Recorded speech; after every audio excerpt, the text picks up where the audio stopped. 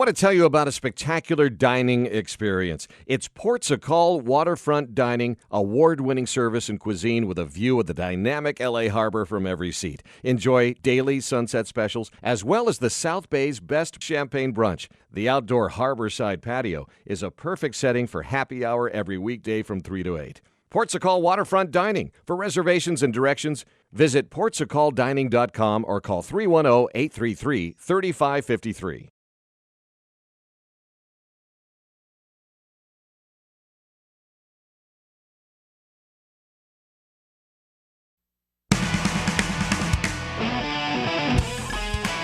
You are listening to Phil Hulett and Friends.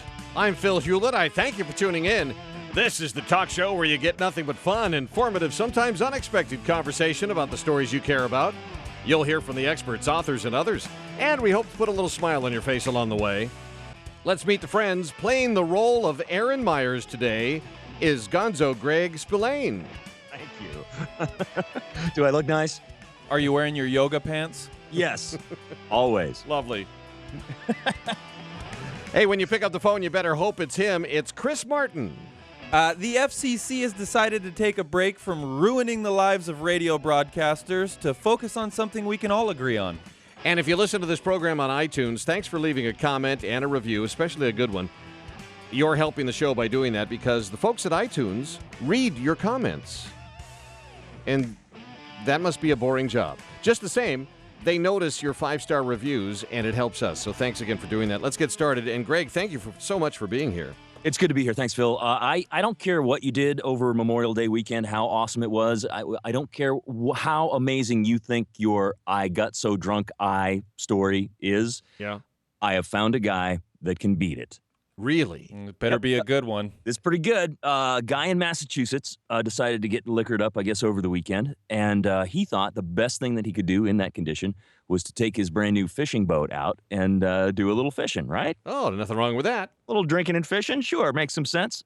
Here's where he went wrong. While he was out there, he managed to catch no less than 122 black sea bass. Whoa. Nice haul. A nice haul, right? Everybody's like, that's high big, five. Big Way to fishing go. boat. Exactly. Well done, my friend. Problem is, just 8 bass are allowed to be caught in this particular canal. Oh, that's the limit. It's a limit because they're worried about, strangely enough, overfishing. And when he bought his fishing license, he agreed to that limit, right? Except for the thing where he didn't have a fishing license. Oh. And also his motorboat was not registered and was displaying incorrect registration information. Yikes. And also he was over the legal limit for operating a fishing vessel at the time. So things went poorly for him. However, Over the alcohol limit, is that what you mean? over the alcohol limit, yeah. I don't know what the DUI limit is for driving a boat, but Twice as much as a car, I believe. Is that what it is? Yeah, whatever floats your boat. The rule of thumb. The fish, however, were donated to charity. So Oh. Yeah, couldn't he just use the excuse, hey, officer, I was just caught 20 limits. Yeah, right. 20 limits. My friends were on the boat, and they're not here now. In the meantime, the black sea bass has entered the endangered species list. Clearly, yeah, they have now left the planet. There are none left thanks to that guy. Yes. Now you, Greg, have a great example of our tax dollars hard at work, don't you? I think I am so excited about this because we complained so much about the Department of Defense and the ridiculous things they spend money on. We always hear about the B-1 bomber with the $11 billion windshield wiper or, Right. the stuff like that, right? Yeah, sure. So I was so excited to hear that the DOD has finally decided to spend more than $4 million on something worthwhile. And that would be fun and entertainment at casinos and strip clubs. Oh, really? $4 million. In what period of time? This was, I think, over the last year. Yeah, during a 1-year period. The agency charged $20 million in transactions for $3.4 billion on government credit cards. So here's the deal. The U.S. Air Force is the biggest offender, apparently. Yeah. The Air Force seems to have the best time. The Air Force charged more than $400,000 in personal expenses at casinos and $40,000 at strip clubs. Army comes in second with $350,000 at casinos and $35,000 at adult entertainment establishments. Wow. Here's one example. Senior airman at North Carolina Air Force Base traveled to beautiful Las Vegas, and made 3 charges totaling $4,686 with his government credit card. Nice. At Sapphire's Gentleman Club. Well, $4,000 at the club. That's At the club. That's a VIP treatment right there, isn't it? And I know what most people are asking at this point. Why aren't the Marines at the top of the list? Well, I was going to say, what are you doing at Sapphire's? Why don't you go to a decent club? You would know better, wouldn't you? Oh my gosh. Well, you know what? If you walk into a casino with a card and you go up to the counter and you get one of those markers with your card, right? And what do you do? Where do you take the marker, your chips or whatever? Do you put them all on red at the roulette wheel? You know, just kind of let it ride. Hey, it's not my money. These are American tax dollars. Exactly. Let's see if I can double this. And then you let it ride 2 or 3 times until you get that $4,000 up to about $20,000. And then you pay all the money back and you're in the good? Exactly. That's Okay. See, if you had good intentions in the first place, we might be able to forgive you, especially for that $4,000 in the VIP room at Sapphire's. Well, they had good intentions. You know, you have to have some good rest and relaxation if you're going to perform at a peak level at your job. So I'm for it. USA! Yes, thank you. Thank you for supporting me, Greg. USA! All right. Now, from that, we go to another division of our U.S. government, the Federal Communications Commission. And they're all powerful over there. They can pretty much do whatever they want, and nobody stops them because they control our telephones. Yeah, they're a monopoly. Well, and our televisions and our radios. So Yeah. they have their hands in on all of it. You know, you're not supposed to say anything profane on your phone. No, I didn't know that. It's in the agreement. When you pull out the little box, there's that little piece of paper in there, and there's an FCC compliance statement that you agree to in opening up the box and operating that piece of equipment, that you will not use profanity on your phone. Well, in that case, we should all be in jail, Phil. We should be. Well, No. fiddlesticks. Just think of how crowded the jails would be. Well, the FCC is now focusing all of its efforts on ending robocalls forever. How in the world can they do that? Well, The I'm do going not to call explain. list didn't work. Yeah, do you guys know you know what robocalls are? Greg, you want to try to explain to us what a robocall is? Well, that's basically when you're sitting there, usually doing something you're enjoying, that the phone rings and a recording calls you up and goes, "Hello, we'd like to ask you about blah." Right. Usually you're right in the middle of dinner or Right. some fun event. Well, let's see. What the FCC plans to do is close loopholes on current anti-robocall/spam texting rules and heavily encourage wireless carriers to join the fight. Now that's going to work. Yes. Well, now here's the main goal.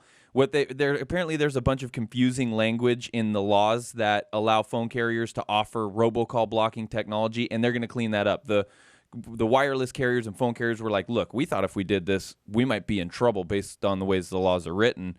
And so they're going to clean that up. Phil, you mentioned the Do Not Call registry. Yeah. There are 20 million people on the federal Do Not Call registry, which apparently spammers and scammers haven't read that list yet. No. See, they I'm haven't. totally bummed about this because I've just gone ahead and developed a new system that automatically does crank calls. Oh, yeah. So, yeah, it's like robo crank calling. It I just love calls that. you up automatically and goes, "Is your refrigerator running?" Or also, there's the other one. There's the "What are you wearing?"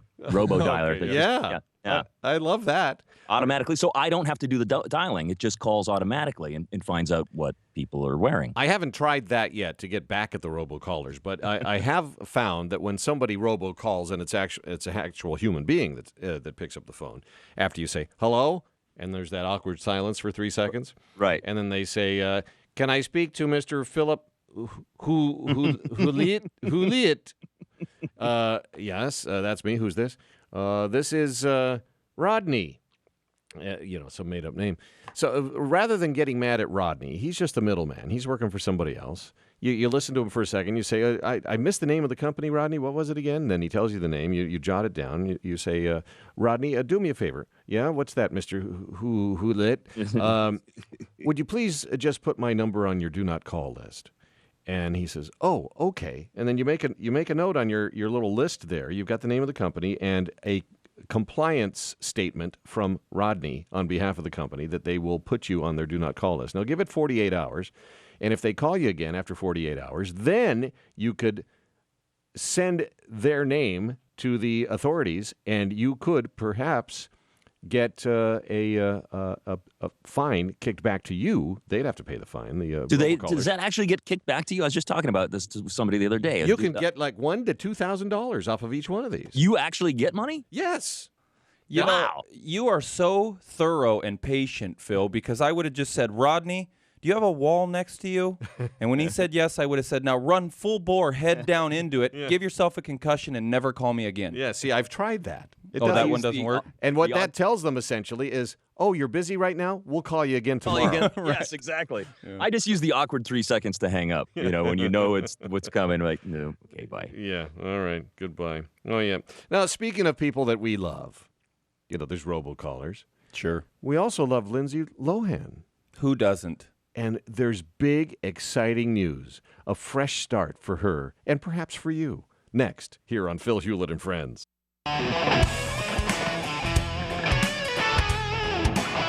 Seems like a lot of celebrity news today here on Phil Hulett and Friends. In just 2 weeks, Lindsay Lohan, you know who she is, she will have worked off she has now, in less than 2 weeks, worked off 115 hours of community service that she was ordered to finish by today.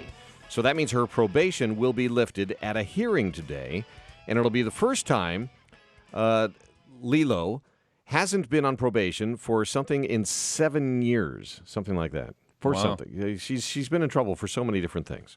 So what could possibly go wrong? Do you think, what are the bets? Is Lindsay going to get back in trouble with the law, or is she going to stay on the straight and narrow? I'm a optimist, Phil, and so I'm going to side on the fact that she's going to stay on the straight and narrow. Mm-hmm. She's going to do Parent Trap 2. Yeah. Everything's going to turn around for her. Oh, that would be awesome. We need her to still be interesting, though. I mean, we don't have drunk Tara Reid anymore. No. She was so fun for so long. Yep. Yeah. Remember when Tracy Morgan got hit by a Walmart truck?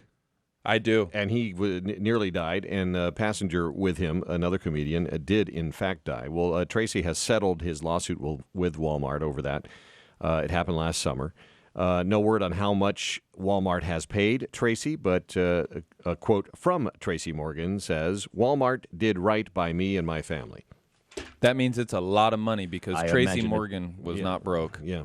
All right. One more celebrity tidbit. Bruce Jenner is trying to dismiss or get the wrongful death lawsuit filed against him dismissed. That was over that fatal accident he was involved in on the PCH in Malibu when he was not paying attention. He was driving that big old black SUV with a trailer on the back and following a little too close and maybe looking at his phone. Who knows? Wasn't looking at the car in front of him when it slammed on its brakes. Yeah, it feels like that story was sort of swept under the rug around all the drama of his other story that he's the two stepchildren of the 69-year-old woman who died in that accident filed the suit, and Bruce is trying to get it dismissed. Well, that's typical legal posturing anyway. I mean, you would try to get it dismissed. It probably won't be, but you have to take that action. And now I believe this is officially 5 Phil Hulett and Friends shows in a row that we've mentioned Bruce Jenner. Yeah. Right. Yeah. So let's change topics completely, and let's Google it. And when we do, we find that there's a bunch of pointy-headed Google types at a developers conference, and the folks over at Google want to be all things for all people, so they're constantly developing things to make our lives better. And in doing so, when we agree to improving our lives with Google products, we hand more and more of our private lives over to Google. Isn't that right, Greg? Including apparently all of our photographs now. Yeah, this is interesting. Today is the developers conference for Google. And they announced a bunch of stuff. One of the things they did announce was that you will now be able to get HBO Now through the Google Play Store for a range of Android devices, including Chromecast and so forth. Oh, nice. It's been available on Apple TV and iOS for a while, but now they've sealed the deal now with Google as well. So that's evened out. But yeah, the one thing that caught my eye today was Google Photos, which is a new app they'll be introducing with unlimited storage for your photos and videos. Oh, that's good because I have unlimited photos. Right, exactly. Don't we? You have so many selfies, Phil. Yes. You're posting them all the time. Unlimited and for free. What? Well, see, I'll tell you why this is awesome, and I'll tell you why it's awesome. Because the phones, the way they're going, I mean, iPhones have been this way for a while, but the Android phones, the popular ones, like the Samsung, are going this way as well.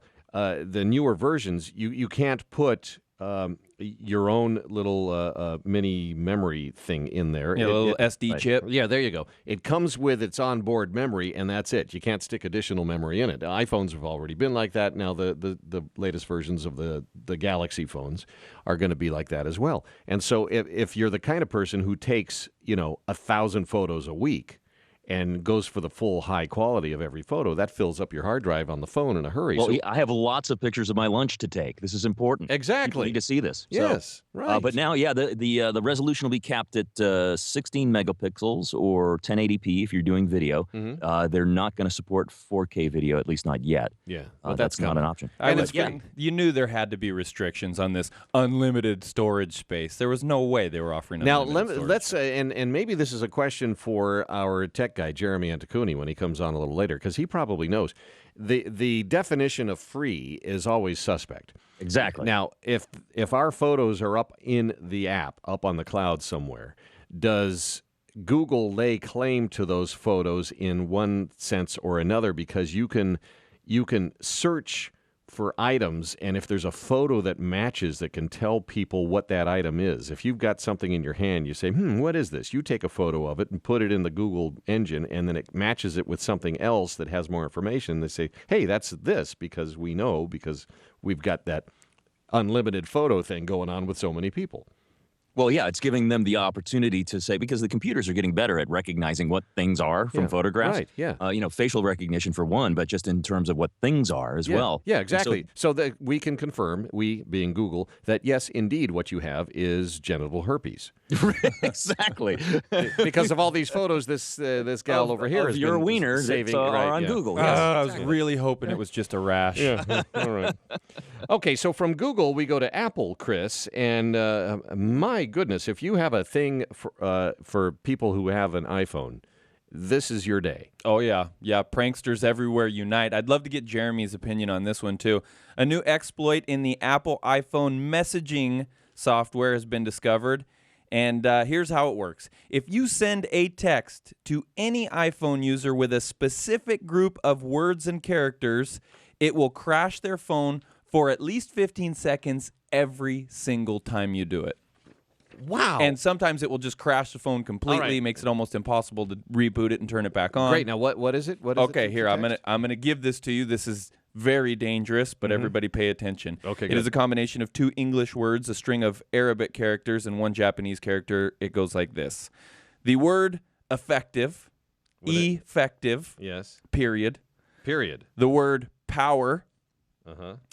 a bunch of crooked letter J's with a line through them, Yes. 4 circles with mustaches, and what looks to be an old-fashioned telephone. This will shut down an iPhone every single time you send the message. No kidding. Absolutely. I would not Where's the lie to you. Japanese and the Arabic? I just told you. Oh, that's the mustaches and the J's. Yes, the crooked J's with the... Come on, I don't know Arabic characters.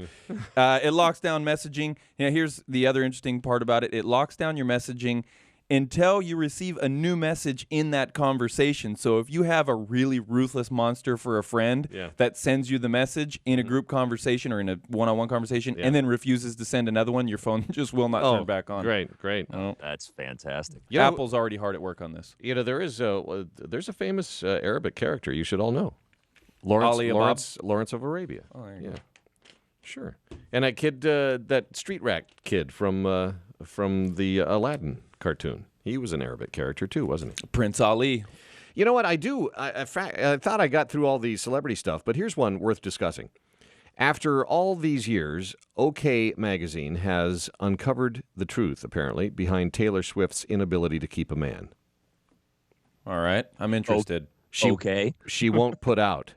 How do we know this? The so-called source says Taylor's not ready to have sex, so guys keep getting frustrated and moving on, and then she writes a hit song about him and gets richer and richer and sexier.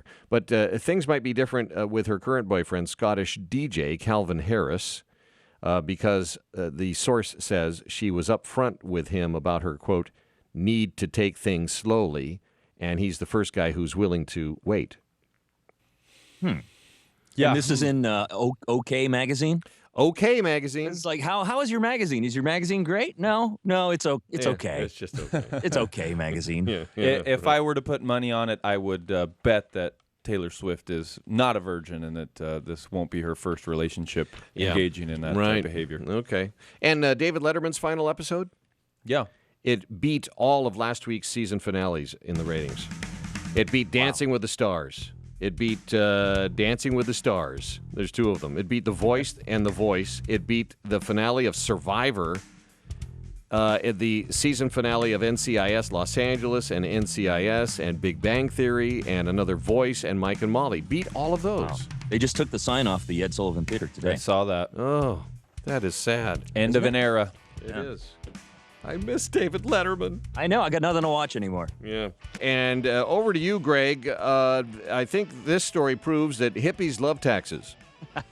Well, Berkeley, so there you go. Berkeley equal hippie. Exactly. Berkeley, California, first city in the nation to institute a soda tax. The soda tax went into effect in March, and the concept being, and this is something that's been talked about lately, is modifying the behavior of citizens through taxation, right? Yeah.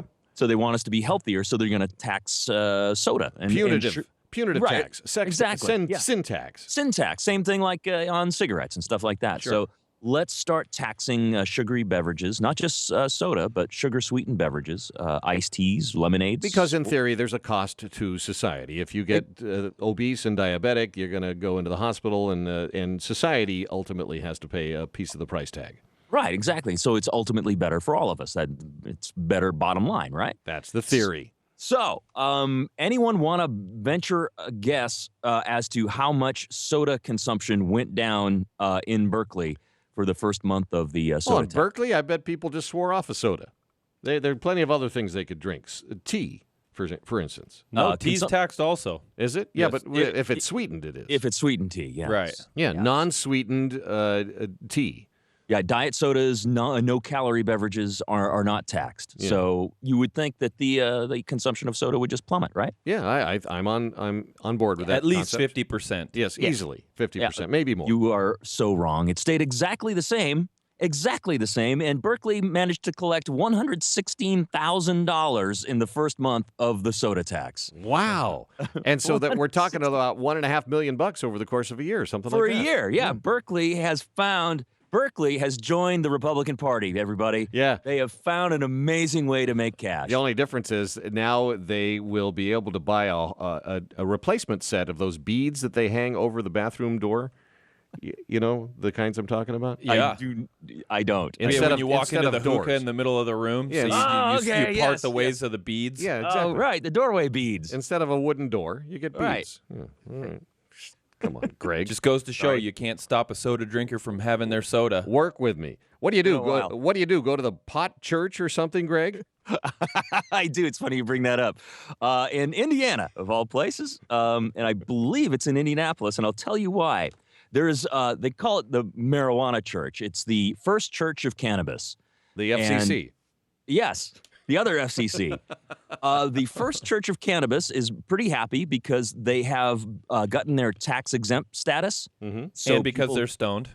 Also, that's why they're happy. Yeah. They are now officially, in the eyes of the IRS, a church, and so people can now donate and take the tax deduction.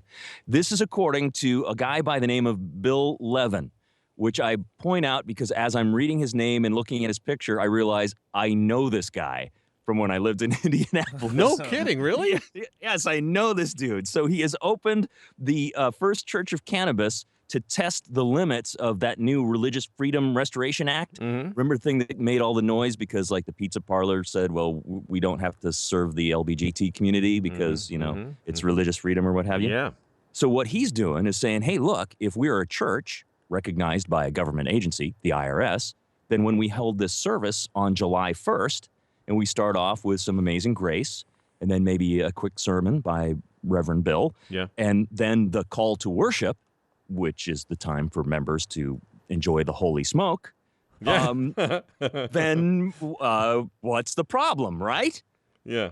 Is there a problem? So No the question problem. is, are the cops going to come in and interrupt the service because everybody's in there, getting high? The Religious Freedom Restoration Act says the government can't substantially burden a person's ability to follow their religious beliefs. Yeah. So if you religiously believe that you've been called by the Lord to toke, are you restricted from doing so? Will they get busted or will they not get busted? There is the question. Yeah. Bill it says that, look, when kids at the Catholic Church are going to get some wine from the nice man, they're, it's underage drinking. What's going on there? Are the cops busting down the door for that? Yeah. They have one of those signs outside the church there? Because I know what the first thing should be that they put on there. What's that? When they exhort people to come join them for a Sunday service, this one should say, "Get turnt up to Bill Levin." Outstanding. Spinal Tap reference there for you. Right, and there's Cheech and Chong up on the wall. Yeah, right. Why am I not surprised that as Gonzo's reading the article, he notices that he knows the guy in the picture of the founder of the Church of Cannabis. Where's my friends? Hey, what's happening, Bill? You're in the news, man. Yeah, right. Oh gosh, Bill Levin is his name. I can't believe that. All right, well, good. Thank you for that, Gonzo. And so the other day I noticed, Chris, and I understand that you've done some research on this now. We didn't talk about it on the other show, but I meant to. And now is not too late, I believe, because this is going viral like crazy, and it doesn't make any sense to me. People are just basically saying they're looking for a guy named Charlie. Right. Yeah. And this is the big viral thing. What is it exactly? It's huge. Teens everywhere are playing this game. It's called the Charlie Challenge. Have you heard of this, Gonzo? No idea what this is. All right. Well, I'm gonna tell you about it right now. Teens everywhere being haunted by this new viral phenomenon. What it is it's basically a take on the Ouija board. A Ouija board. The Ouija board. Are you trying to say Ouija? Yeah. It's pretty simple. The goal is to summon the Mexican demon Charlie. Yeah, and I think that he's a Mexican demon because of some affirmative action thing. There's already so many white demens and Asian demons. When I was in Indiana, I knew that guy. Mexican Charlie? No, all the white demons. Yeah, right. Okay. Here's how it works. You take a piece of paper out of your notebook. Yeah. You draw a cross, breaking it into 4 equal sections in the upper left-hand corner and lower right-hand corner. You doing this, Gonzo? Do I tear the paper or I just draw? Just a normal 8.5 by 11 sheet of paper. Draw a cross, breaking it into 4 equal sections. Okay, all right. In the upper left and lower right, you write yes, and in the upper right and lower left, you write no and no. So across the top, a yes and a no. Bottom, no and yes. No, yes. Okay. Yep. Okay. All right.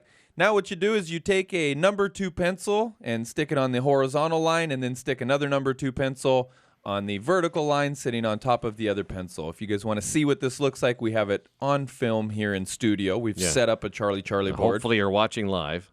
Short on pencils, but okay. All right. Now, what you have to do then, and Phil, please watch the pencils, is you have to sincerely ask the question, Charlie, are you here? All right, I'm going to ask, because I wasn't listening to you because you're just explaining. I just asked it. Oh, you just did? Yeah, ask it again. Charlie, are you here?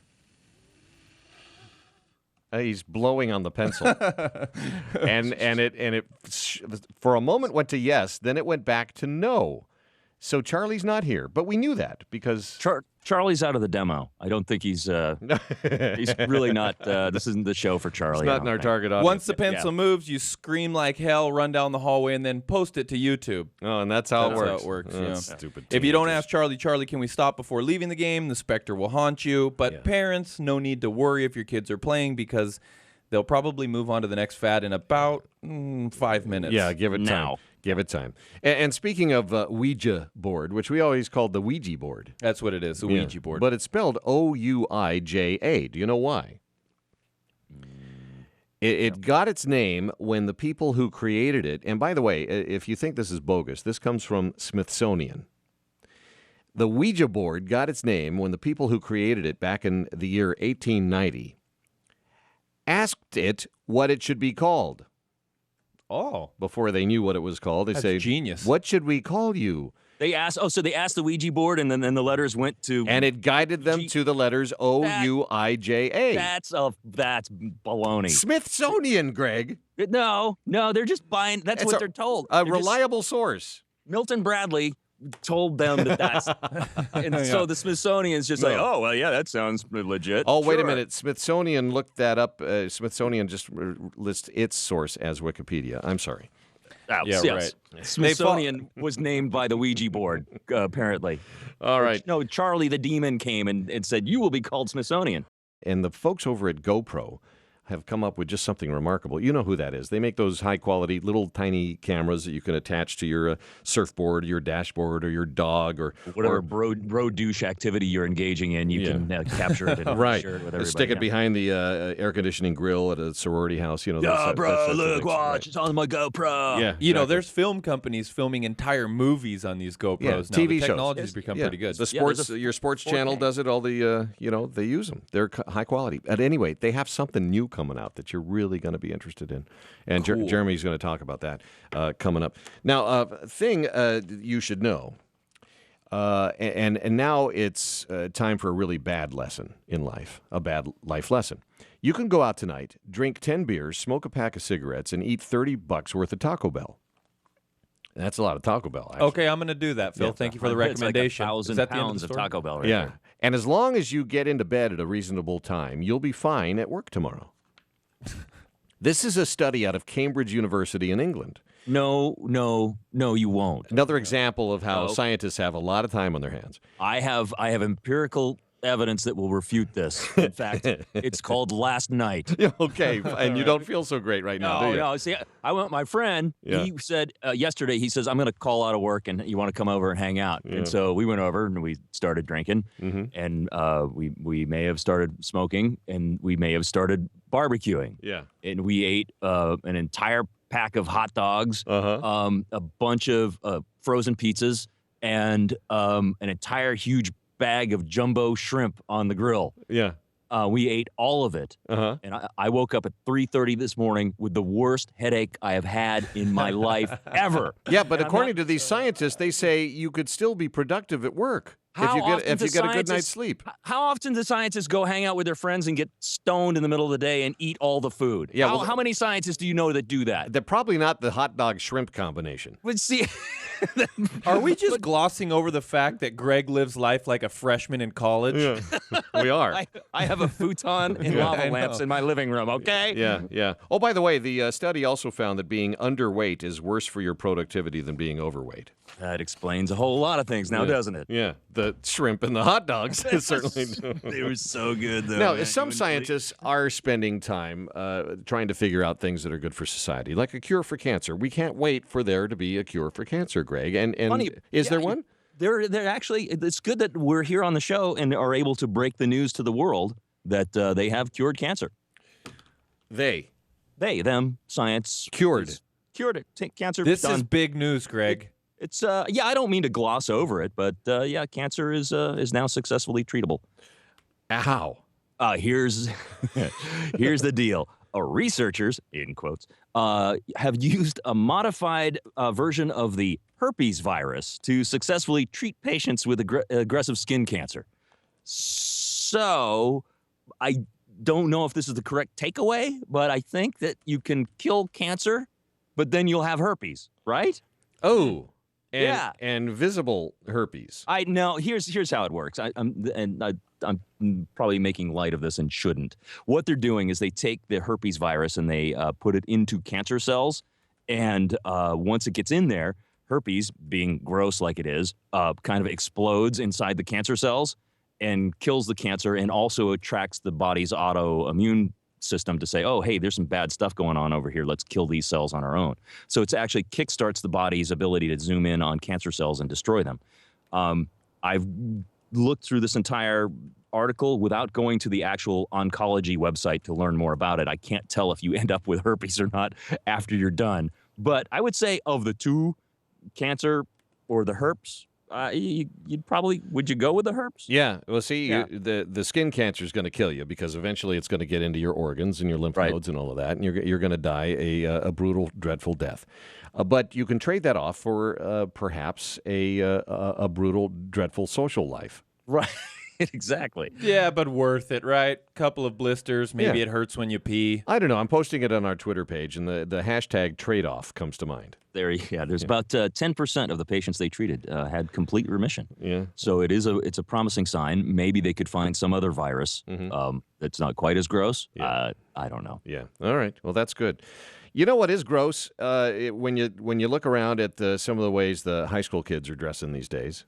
You know, you see the pants down below the butt cheeks. Yeah, exactly. And every now and then, some schools put their foot down and they send the dress code home to the parents, and parents just like it, right, Chris? Depends on what the letter that was sent home to parents said. A Pennsylvania high school could be facing sexual harassment lawsuits over a letter sent to students outlining ceremonial dress codes.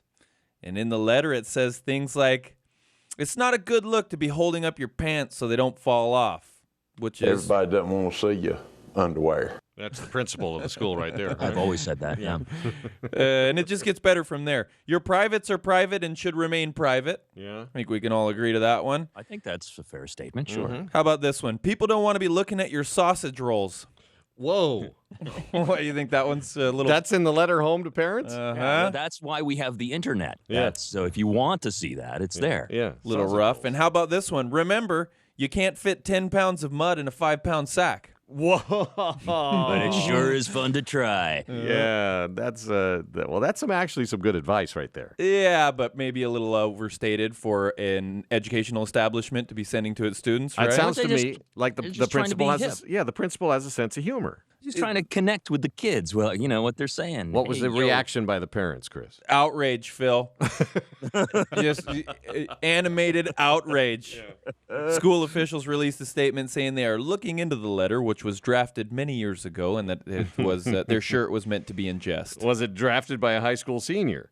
Yes, either that or one of the teachers with living the lifestyle of Greg. Yeah. Oh. And it also was like, P.S. Get off my lawn. Yeah, the lifestyle of Greg. Yes. Yeah. All Join right. me in my cult. I'm in. Where do I sign up? Hey, you know what I have? I have the top 20 one-hit wonders of 90s alternative rock. Oh, yeah. Let's play. That's This'll my be awesome. wheelhouse. All right, we're not going to play the songs because you've heard them one too many times already. Number 20, Sister by the Nixons.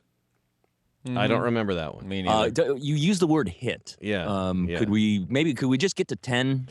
Here's an interesting one. Considering, Greg, yours and my disc jockey pedigree. That's right, Phil. Number 19 is Silent Lucidity by Queensryche. Wow. That was apparently their only hit song when you just look at it from a song point of view. Flood by Jars of Clay. Popular by Nada Surf. Oh, good one. Yeah, good song. Bound for the Floor, Local H. Pepper by the Butthole Surfers. Surfers. That's a Pardon good me, one. that's the name of the band. Cumbersome by Seven Mary 3. Cucumbersome, as we call it. Yes. Far Behind, Candlebox. Possum Kingdom by the Toadies. Oh, yeah. That's the one where he takes the girl out behind the boathouse and kills her, right? Yeah, there's actually a lake called Possum Kingdom in Texas, and Yeah. it was written on that lake. Be My Angel is what what I thought the song was called. The Freshman is by the Verve Pipe. Counting Blue Cars, Dishwalla. Mm-hmm. In the meantime, Space Hog. You Get What You Give, New Radicals. We're up to number 7 now. Pretend We're Dead by L7. Got any guesses? What, number 6? Yeah. I mean, what haven't we hit yet? Yeah, can we guess at the top 5? Here's let me get you 6 then. Closing Time by Semisonic. And now guess some top 5s. I'm going to say Marcy Playground, Sex and Candy. That's number 4. All All right. Good. Anything else? Greg, your turn. Oh, we already had County Blue Cars, right? Yeah, we did. All right. Well, then what do you got? Flagpole Sitta. Harvey Danger. Yeah. The Impression That I Get, the Mighty Mighty Boss Tones. What about I get knocked down, I get back up again? Chumbawamba. Chumbawamba. Is that Cannonball No. by the Breeders? No, but that's a good one. And No Rain by Blind Melon. Blind Melon. That's the number 1. Huh. How about Well, I'll that? be damned. How about that? Dang. All right, we're going to have a little lesson in economics here for those of you who have been married. Greg, have you been married before? Let me think. Just think on that for a bit. Yes. 4 times. 4. Not once, twice, or 3 times. Yeah. No. After 3 times, I said, no, let's go for 4. How, Four, many of those 4 did you have a full-on wedding? Yeah, all to a degree. Yeah, with like an expense. 3.5. Some were simpler, but I think I would say, 3 of them were full-on, paid money for. Yeah. Yeah. The folks over at Slate.com have come up with a calculator that shows how much money you'd have if you'd taken your wedding budget and invested it instead. Good Lord. Does this include rings and jewelry, or is this just for the ceremony, the wedding, and the the whole party? thing, the wedding, the reception, the honeymoon. So if you got married 5 years ago and spent $10,000, it would be worth more than $20,000 now. So here's what you do, and I did this. You Google the following words. Did you spend too much on your wedding? You'll see the article from Slate. Scroll down, and they'll have a little click. You can click on the calculator link in the story. And I'm on that page right now. So I got married in 1982. One time, Greg. Still married now. 1982. So that makes what? This year it'll be in June. It'll be 33 years. Is that right? Wow. So I'm going to put in, it says right here, the real cost of your wedding. How many years have you been married? And if you're not sure, guess, and shame on you. So I put in 33 years. And then it says, how much did you spend on your wedding? So I'm thinking, wedding, reception, the wedding dress, the honeymoon, the whole thing is a little like less than $20,000. So I'm going to put in 18,500. Okay. Just for the sake of argument, maybe that's an accurate. It's difficult for me to remember what we spent. I bet 18,101. Okay. Oh, wait, wrong game. I'm sorry. Wrong game. So now the button says I do. I'm going to click on it, and it's going to show me if I invested $18,500 into the S&P 500 the year I was married, I would have approximately today $746,240. And you're still married. Yeah. You, sir, are a... Yeah, right. That's a nice chunk of change, huh? Yeah, I'm so glad I agreed to do the show today, Phil. Thanks. You've really made my day. Really brightened everything. Always happy to help. Greg, can Thanks. I come to your 5th wedding? Yeah. He's the marrying type. Yeah. Just as, cook him some hot dogs and We're shrimp, having and he's some a hot happy dogs guy. and shrimp. Yeah. Yeah, exactly. And why don't we leave you with this one? Because ultimately it comes down to this. If you reduce things down to the bare minimum in life, it really comes down to how much we care about goldfish. Doesn't it? It does, doesn't it? Yeah, and about our pets. And check this out. Here's a pet owner who looked into his fish tank and saw that his goldfish was having trouble swimming upright. Dude was a little bit sideways, sort of swimming around in a circle. So what did he do? Flush him. You flush him is what you do. Well, you're heartless and cruel. What did this guy do? He created a goldfish wheelchair. Oh. Yes, that's right, a goldfish wheelchair. He took some medical tape, wrapped it around the little goldfish's body like a body harness, and then he attached a wine cork to the top of it on a piece of string, and now the goldfish floats upright and swims around in circles and will live at least another week before he will get flushed. Just would like to get to the bottom of this tank. If only I could get to the bottom. Yeah, he's stuck in mid-buoyancy, too. Yes, exactly. Yeah. That's a horrible thing to do to a fish. It is. Hey, by the way, here are a few of the crazy baby names that at least 5 parents have given their kids last year. Swastik, Ruckus, Sadman, and Billion. Some of the crazy names people are giving their kids. Those are all crazy. Yeah. All right. At least they're not named Gonzo. And you were crazy for joining us today, Gonzo, but we sure thank you and hope you'll come again. If you want me. We love your comments. I'm talking to you now. Contact at PhilHewlettandFriends.com. We're on Twitter at FAFShow, Facebook.com/PhilHewlettandFriends. Listen to us and give us a review on iTunes, please. Thank you. And our executive producer, Mike Stark, doing yeoman's work. Our producer, Brooke Peterson. For Aaron Myers, for Gonzo Greg and Chris Martin, I'm Phil Hulett. Can't wait to talk to you next time.